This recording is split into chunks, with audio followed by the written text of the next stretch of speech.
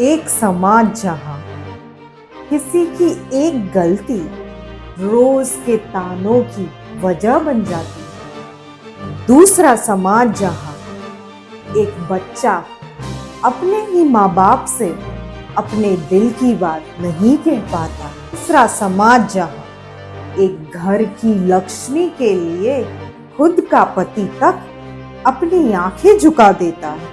क्या है ये? क्या ये संस्कार है या फिर एक टॉक्सिक मैनिपुलेशन जो कि आज की सोसाइटी में संस्कार के नाम पे कुछ ज्यादा ही फेमस है। ये कहानी अभी अभी नहीं बनी। ये कहानी है तब से जब हर माँ बाप अपने बच्चों को ये कहना शुरू कर देते हैं कि बेटा जो बड़े कहे उसे चुपचाप मान लो वरना बदतमीजी का टैग लग जाएगा। वाह क्या संस्कार है।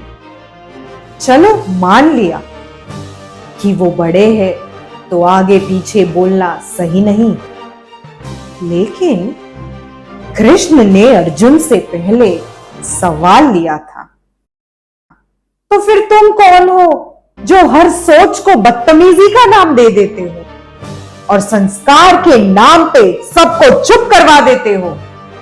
पर अगर वो ही बड़े अपनी आवाज उठाए तो उनकी आवाज उठाना बन जाता है संस्कार वाली सलाह। और अगर तुम बोल पड़े तो तुम बन गए असंस्कारी।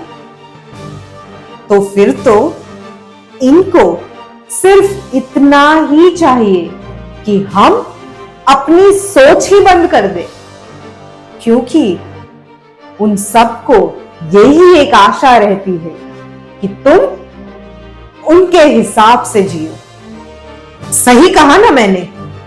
संस्कार वो नहीं जो आत्मा की आवाज को दबाए।